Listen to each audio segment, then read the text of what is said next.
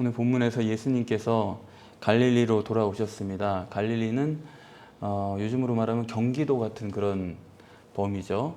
그러니까 갈릴리 지방에 와서 아마 예수님의 고향이 나사렛이기 때문에 나사렛도 들르셨을 거라고 생각을 하고, 그 다음에 여기 다시 한번 가버나움이라는 지명이 등장을 하고 있는데, 그러니까 나사렛을 거쳐서 예수님의 그 제2의 고향이죠. 예수님의 공생의 대부분이 이루어졌던 영적인 고향, 그 가버나움에 오신 그 이동 경로를 말하고 있습니다. 가버나움에 왔을 때 반세겔 받는 사람이 베드로에게 와서 너희 선생이 반세겔을 낼 거냐 안 낼 거냐 이걸 묻게 됩니다. 이 낼 거냐 안 낼 거냐 한다고 해서 예수님이 어떤 체납된 세금이 있어서 그것을 체근하는 것은 아니고요. 있는 그대로 성전세 반세겔을 내느냐 안 내느냐 그 문제입니다. 율법에 의하면 이스라엘 사람은 누구나 남자라면 20살 이상은 다 이렇게 매해 반세겔의 세금을 내게 돼 있어요. 예수님께서 말씀하신 것처럼 관세나 정세라고 되어 있는데, 그런 건 이제 요즘으로 말하면 국세나 지방세 같은 거죠. 그런 세금을 말하는 것은 아니고 여기서는 성전세를 말하는 것입니다. 이 반세겔은 유대 종교를 가진 사람들은 누구나 성전을 위해서 반세겔을 매해 냈습니다. 그러면 이제 여기서 주님께서 이 성전세를 냈는가 안 냈는가 그 문제인데, 내셨어요 안 내셨어요? 내셨죠. 베드로도 우리 선생님이 낼 거다 그렇게 그 반세겔 걷는 사람에게 대답을 했고, 또 결국 예수님께서도 실제로 반세겔을 내셨습니다. 그러면 이제 우리가 생각할 게 뭐냐면, 예수님이 이 성전세 반세겔을 내셔야 되느냐 내시지 않아도 되느냐 그런 문제예요. 여러분 생각에는 어떠세요? 주님이 성전세를 내시는 게 맞습니까? 안 내시는 게 맞습니까? 예수님의 답변으로 볼 때도 그렇고 예수님이 이 성전세를 납부할 의무가 있는 게 아닙니다. 왜냐하면 예수님 스스로 말씀하셨잖아요. 성전세를 내는 것은 저가 오해할까 봐 내는 것이다 그렇게 말씀을 하셨습니다. 안 내도 되는데 낸다라는 말씀이죠. 성전세라는 게, 여러분 성전이 뭐예요? 성전은 하나님의 집이죠. 그럼 예수님께서 말씀하신 바처럼 왕이 관세와 정세를 누구에게 걷느냐? 자기 아들에게 걷느냐? 타인에게 걷느냐? 당연히 왕은 타인에게서 세금을 걷지 자기 아들에게 세금을 걷지는 않습니다. 그렇기 때문에 그러면 아들들은 세를 면하리라, 세를 내지 않는다고 했습니다. 그러면 성전은 하나님의 집이니까 그 성전에 내는 세금은 하나님의 아들은 면제가 되는 거예요. 그렇기 때문에 예수님은 하나님의 아들이시죠. 그러니까 성전세는 면제가 되는 겁니다. 그렇기 때문에 성전세는 내야 돼요, 안 내야 돼요? 안 내야 되는 게 맞는 거예요. 예수님 자기 스스로 그렇게 믿고 있습니다. 성전세는 안 내도 되는 것이다 그렇게 말씀을 하는데, 오직 내는 이유는 한 가지다. 저들이 오해할까 봐, 저 반세겔 걷는 사람이 오해할까 봐서 내가 납부한다. 납부하면 오해를 안 한다 그런 이야기죠. 그러면 성전세를 납부 안 하면 오해한다 그랬는데 도대체 무슨 오해를 한다는 건가? 그걸 생각해 봐야죠. 뻔한 얘기입니다. 성전세를 납부 안 하면 어떤 오해를 받게 돼요? 저 사람은 율법을 지키지 않는다 그런 오해를 받게 되는 거죠. 성전세를 납부하지 않아도 되는데 예수님이 납부하신 이유는 율법을 지키지 않는 사람으로 오해할까 봐서. 그러니까 그 오해란 건 결국 예수님이 율법을 범하고 율법을 무시한다 그런 오해를 할까 봐서 낸다 그렇게 2차적으로 읽을 수가 있습니다. 그런데 예수님은 여러분 아시는 대로 율법을 어기시는 분이세요? 지키시는 분이세요? 예수님은 율법을 항상 지키시는 분이죠. 유대인들은 자꾸 예수님이 율법을 범한다라고 비난하기를 좋아하는데, 예수님의 생애를 보면 나면서 8일 만에 할례를 행했고 율법을 지켰죠. 또 결례도 행했습니다. 그것도 율법을 지키는 거지 안 지키는 게 아니에요. 그러면 예수님 스스로 말씀하신 바와 같이 역시 나는 율법의 1.1획도 이루어져야 된다고 생각한다. 율법을 난 폐하러 온 사람이 아니다. 그렇게 말씀하셨기 때문에 예수님은 인생 전체가 율법을 지키는 분이지 안 지키는 분이 아니에요.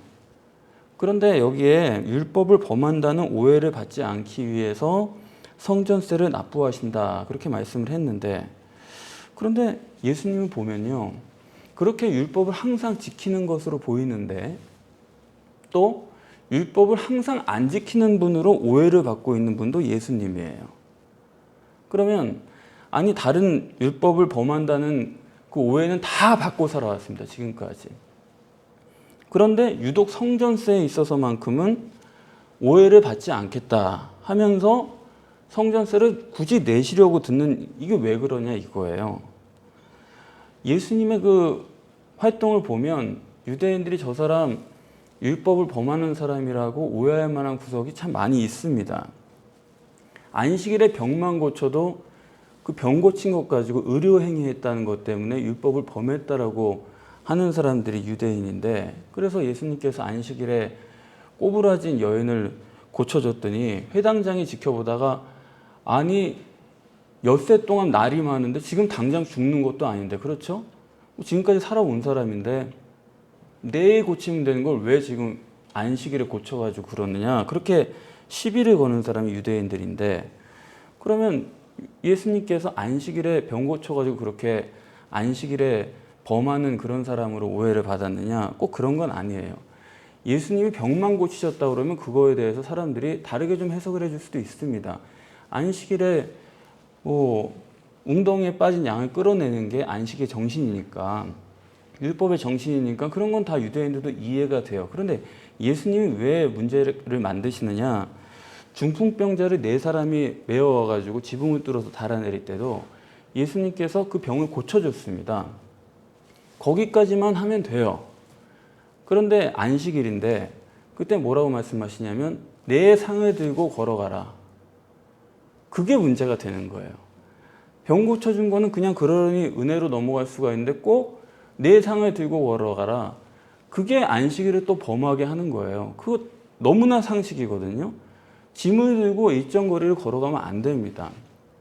그런데 병 나았으면 됐지. 그럼 가면 되는데 굳이 상을 들고 걸어가라고 해가지고 저 사람 또 안식일에 이런 소리 듣는 거예요. 또 베데스다 목가의 그 38년 된 병자를 고쳐주시고 난 다음에도 고쳐주시고 가면 돼요.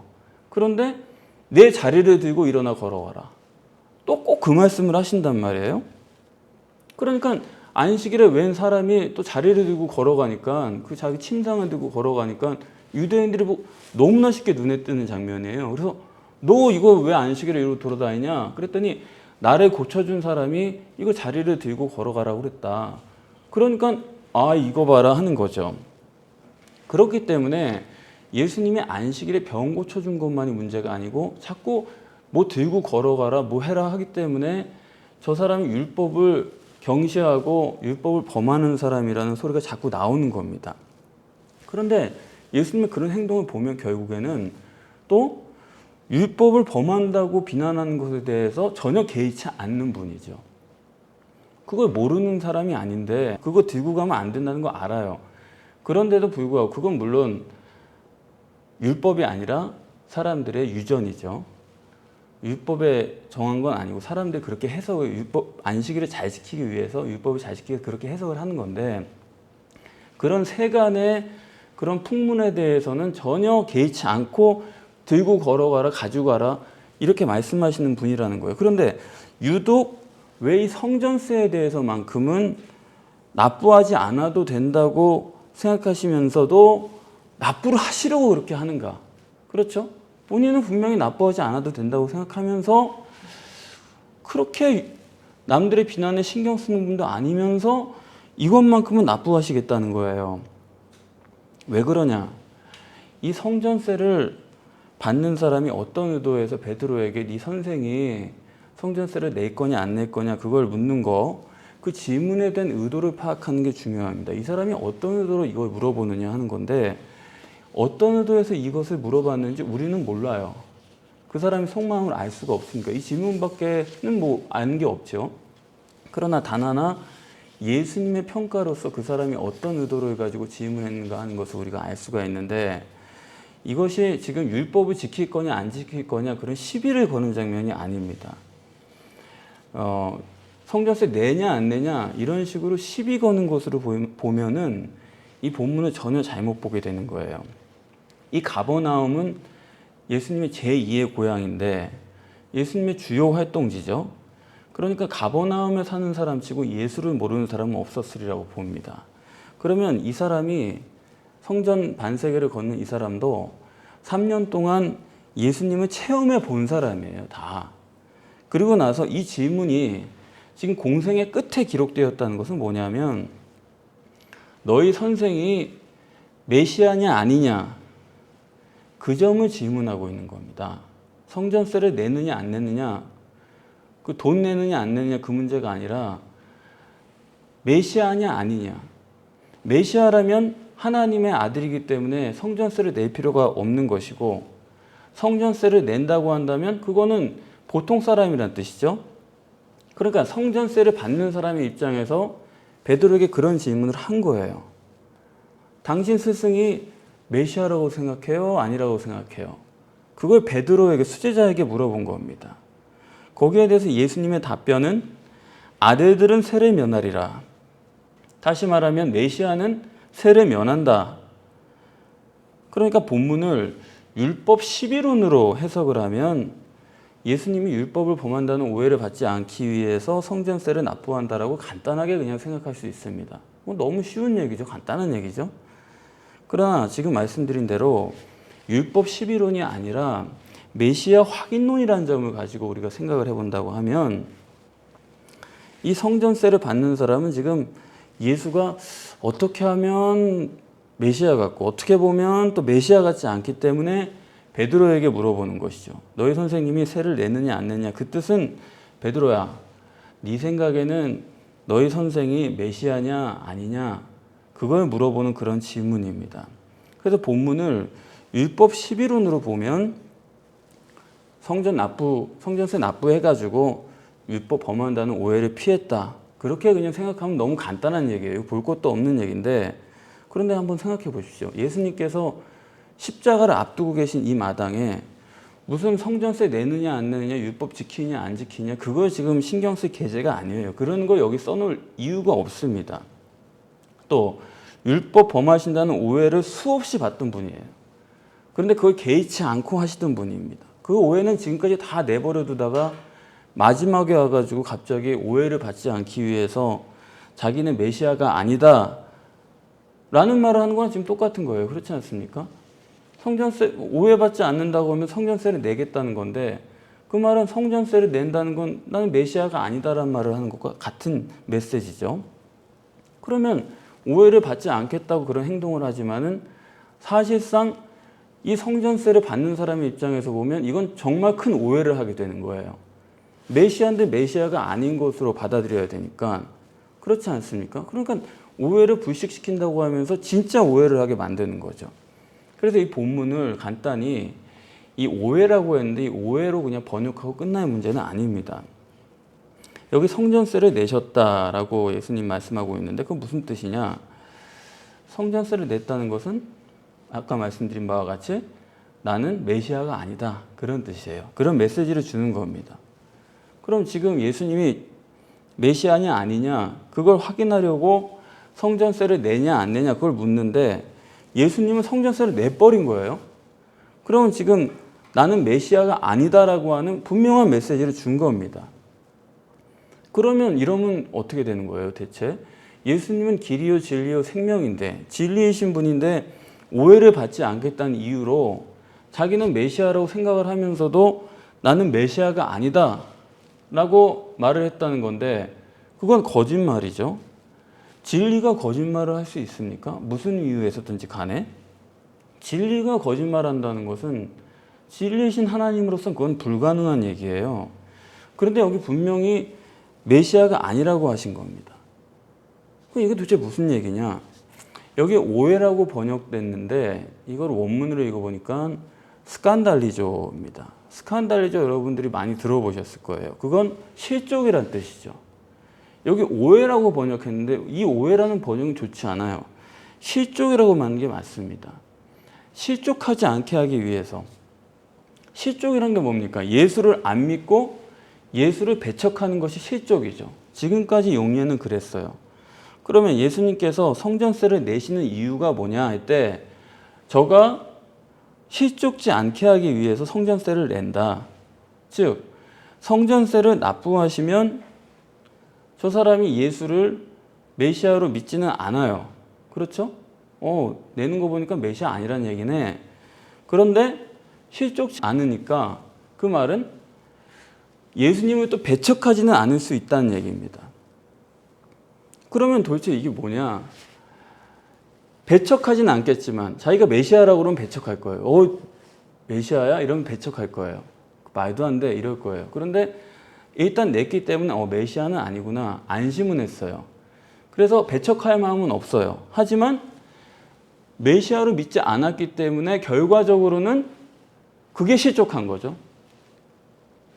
그러니까 반발해가지고 실족하는 사람도 있고 또 반발하시면 안 되지만 그냥 메시아가 아니니까 그걸 안 믿으면 그거는 그대로 실족한 거잖아요. 실족하면 그 지옥 간다는 뜻이 성경에서 스칸달리조인데 그러면 어떻게 해야 되겠습니까? 예수를 메시아로 믿어야 되겠고 믿는 동시에 또 실족지도 않아야 되는 거예요. 그 두 가지가 다 만족이 돼야 되는데 그럼 답은 뻔하죠. 예수님께서 성전세를 납부하신 것은 예수도 믿게 하면서 스칸달리조라고 하는 실족도 걸리지 않게 하려고 성전세를 내신 겁니다. 도대체 이게 어떻게 되는 얘기냐? 이 질문한 사람이 지금 가버나움에서 반세계를 받는 사람인데 세금 징수원이죠. 세금 징수원으로 여기 나오는 이유는 이 사람은 육체에만 관심이 있는 사람을 뜻하는 것입니다. 세금을 받는 사람은 이 육신의 예수, 이 예수라는 사람이 메시아냐 아니냐 거기에 관심이 가 있는 사람이에요. 어차피 인간은 외모밖에 못 보니까 그 속에 누가 들어있는 거는 생각 안 하니까 그냥 그 사람 자체로만 우리가 보는 거니까. 그래서 성전세를 안 낸다는 것은 무슨 메시지를 주느냐? 세금 받는 사람이나 베드로나 제자들이나 입장에서 볼 때 성전세를 안 내면 저분은 메시아다 그런 오해를 갖게 되는 거예요. 그렇죠? 그런데 그 메시아가 누구냐 할 때 그 육신의 예수입니다. 육신의 그 사람, 그냥 그 걸어다니는 항상 그 사람, 가버나움 출신의 그 목수의 아들 그 사람이 메시아다라고 하는 오해를 받게 한 것이 바로 성전세를 안 내는 거예요. 그래서 예수님은 이 세금을 내면 육신의 예수를 메시아를 오해하지 않을 거다라는 계산으로 성전세를 내신 겁니다. 따라서 성전세를 내신 것은 가시적인 것만 추구하고 육적인 예수를 메시아로 믿고 싶은 그 세금 징수원이나 베드로나 제자들이 육신의 예수를 불신하게 하기 위해서 성전세를 내시는 거예요. 이게 지금 좀 복잡한 얘기 같지만 지금 녹화를 하고 있으니까 나중에 한번 또 그 부분을 잘 들어보시면 지금 벌써 이해하셨을 수도 있어요. 저는 어려운데 여러분들은 더 잘 이해하시리라고 생각을 합니다. 그러니까 성전세를 내신 것은 한마디로 사람들이 육신의 예수 이 사람을 메시아로 믿고 싶은 그거를 못하게 하기 위해서 그렇게 한 것입니다. 영적인 메시아를 메시아로 받아야지 육적인 메시아를 보면서 따르면 그거는 실족이 된다는 거예요. 육신의 예수를 메시아로 보는 사람은 스칸달리조 하는 것이다. 예수의 육신이 성자 하나님이고 그의 피가 모든 사람을 구원한다는 것이 바로 육신의 예수를 메시아로 믿는다라는 것이죠. 그래서 예수님의 일생을 보면 할례를 받고 결례를 행하고 그런 것들은 그게 다 뭘 뜻하는 겁니까? 예수님의 육신은 하나님이 아니라는 뜻이에요. 결례라는 것은 더러워진 것을 깨끗게 하는 것 아니겠습니까? 근데 그 결례를 다 행하셨다고요. 그 말은 예수님의 육체는 하나님일 수가 없다. 예수님 스스로 그러셨죠? 내 육체는 성전이다 그랬습니다. 성전은 하나님 자신이 아니에요. 그러니까 예수님의 육체도 하나님 자신이 아닙니다. 그걸 계속 말씀했는데 그런데도 자꾸 사람들이 죽어라 하고 예수님 자체가 그분 육체 자체가 하나님인 것처럼 그렇게 생각을 하고 그분의 육체도 부활해야 되고 그렇게 생각한다는데 문제가 있는 거예요. 전 세계 뭐 3명에 1명꼴로 2명에 1명꼴로 크리스찬이라고 하는데 그 많은 사람들이 다 그렇게 믿는 겁니다. 육신의 예수 그대로 부활하고 그 육신의 예수가 우리를 구원하고 그의 피를 믿으면 구원받고 다 그렇게 믿는데 오늘 본문에 따르면 그걸 철저하게 거부하는 거예요. 그건 스칸달리조다. 그렇게 믿을 수가 없다라는 것입니다. 그래서 육신의 메시아가 아니기 때문에 성전세를 납부하신 것인데 이제 문제는 성전세를 그냥 납부하시면 되지 왜 여기 낚시질을 해가지고 납부하러 가셨을까? 또 그게 궁금해요. 여러분 생각엔 어떠세요? 왜 낚시질을 해가지고 돈을 내게 하셨을까요? 없어서요? 13사람이 적어도 여행을 다니는데 12제자 주머니 다 털어가지고 그거 반세기를 없었을까요? 그렇진 않았을 거예요. 예수님 일행에는 회개가 아예 있지 않습니까? 가룟 유다가. 그런 사람들이 뭐 반세기를 없어가지고 그렇게 했다는 거는 말이 안 되고 그러면 예수님께서는 왜 굳이 낚시를 통해서 돈을 내라고 했을까? 이 표적을 행하시는 것은 이 돈의 목적은 아니죠. 이 돈이 중요한 게 아닙니다. 지금 베드로가 집 밖에서 그 세금 징수원과 얘기를 나누고 들어오는데 예수님은 벌써 그 내용을 다 알고 계시는 거예요. 왜냐하면 예수님은 시공을 초월하는 분이기 때문에 사람들의 속마음과 나누는 이야기, 그 심중에 있는 것들을 다 알고 계십니다. 여러 번 성경에 나오죠. 그러면은 그런 분이 물고기 뱃속에 도대체 그거 건졌는데 어떻게 한 세겔이 들어있느냐? 그거는 그런 시공을 초월하는 전능하신 하나님 입장에서는 그건 예의도 아니죠, 사실. 그건 뭐 그 한 세겔이 들어있는 물고기를 미리 예비하시고 아셨을 수도 있고 그런데 저는 그랬을 것 같아요. 제 생각에는 물고기를 먼저 건져 올리는 첫 낚시질을 하자마자 건져 올리는 물고기인데 그럴 도대체 확률이란 게 그게 그래서 그 물고기가 한 세겔이 들어있는 물고기가 거기 첫 낚시질에 걸렸을 가능성도 있고 그렇게 볼 수도 당연히 있고 그런데 그랬을 것 같아요. 물고기가 미끼를 물고 나오는 그 순간에 저라면 그랬을 것 같아요. 그 동전 하나 창조해가지고 그 입속에 넣는 거는 시공을 초월하는 하나님 입장에서는 일도 아니죠. 그러니까 그 건져 올리는 낚시 첫 물고기에게 입속에 그 동전을 넣어둔 거 시공을 초월해서 보시고 아시고 역사하시는 하나님. 다시 말하면 이건 뭐냐? 이 사건은 예수님이 메시아라고 하는 분명한 증거죠. 성전세를 납부하신 것 자체는 육신의 메시아가 아니다. 메시아 부인입니다. 그러나 시공을 초월해서 역사하시는 이것은 내가 메시아다라고 하는 또 다른 증거예요. 그러니까 메시아는 누가 메시아냐? 육신에 있는 사람이 메시아가 아니고 시공을 초월하는 전능하신 하나님이 메시아다. 영적인 것만이 메시아다라는 걸 말하는 것입니다. 초월적인 존재만이 메시아가 될 수 있는 거예요. 가시적인 것만 보는 사람들은 절대로 이 본문을 해석을 못합니다.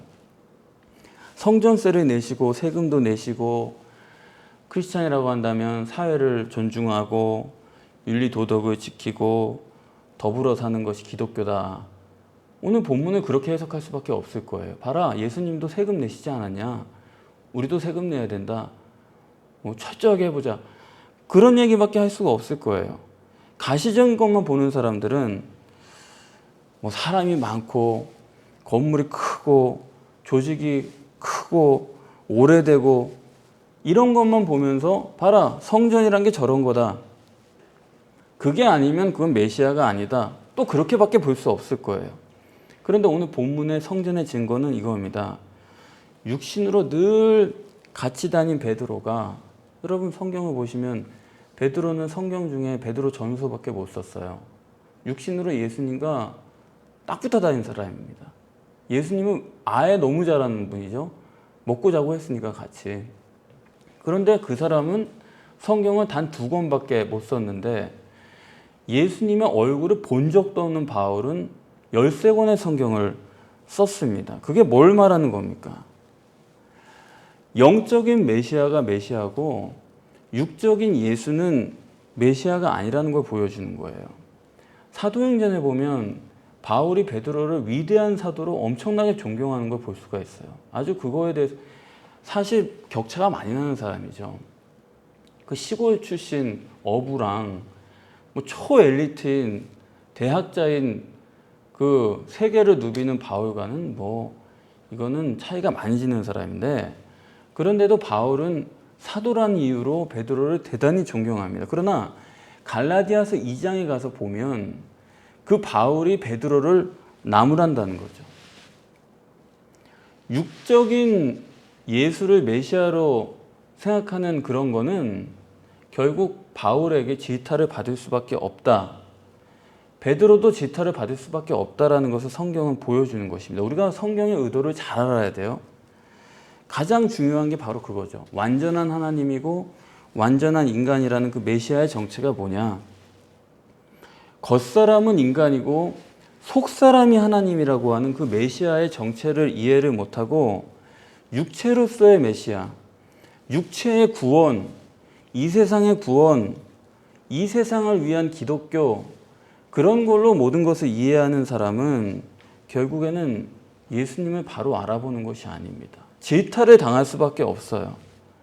그런 신앙생활은 결국 예수님을 아는 게 아니고 그건 맹신입니다. 그건 예수님과의 관계가 아니고 자기 확신이에요.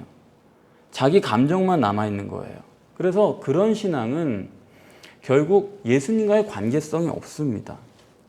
그런 신앙을 가진 사람은 결국 종교죠. 그거는 항상 그래요. 죄를 회개하고 자기 죄 때문에 자기 육신의 삶의 그런 괴로움 때문에 그걸 몸부림치면서 그걸 바꿔보려고 애를 쓰는 거예요. 늘 죄가 문제고 기도도 회개 기도가 가장 중요하다고 생각하고, 여러분 회개 기도나 그런 것들은 다 죄책감이라는 것은 육적 본능이에요.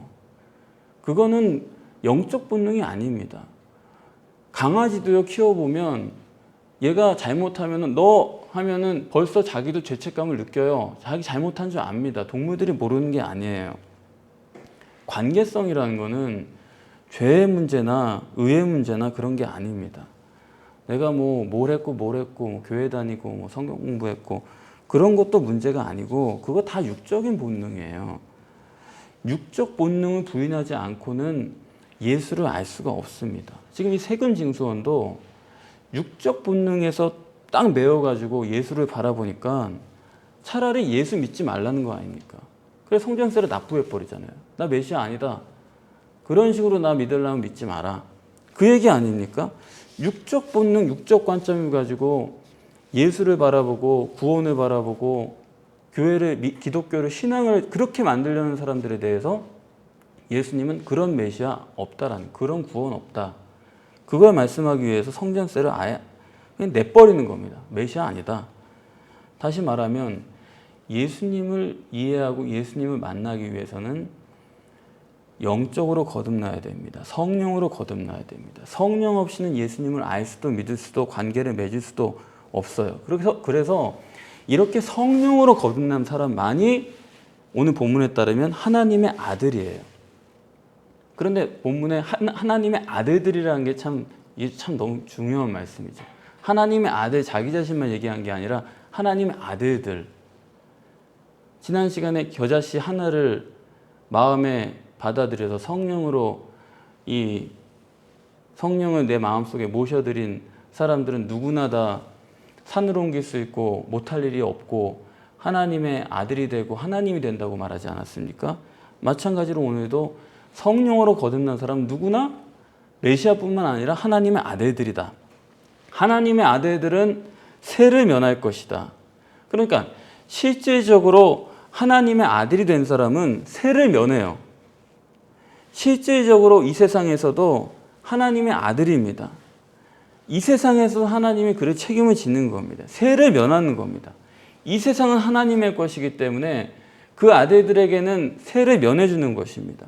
아들이 아버지를 바라보면 아버지는 그 아들을 책임져 주는 거고, 아들이 믿고 바라보면 그 믿는 대로 하나님께서 해결해 주시는 것입니다. 그래서 그 아들들에게는 한세겔 낚시질을 하라고 하시는 것처럼, 우리가 여러분 건강의 문제입니까?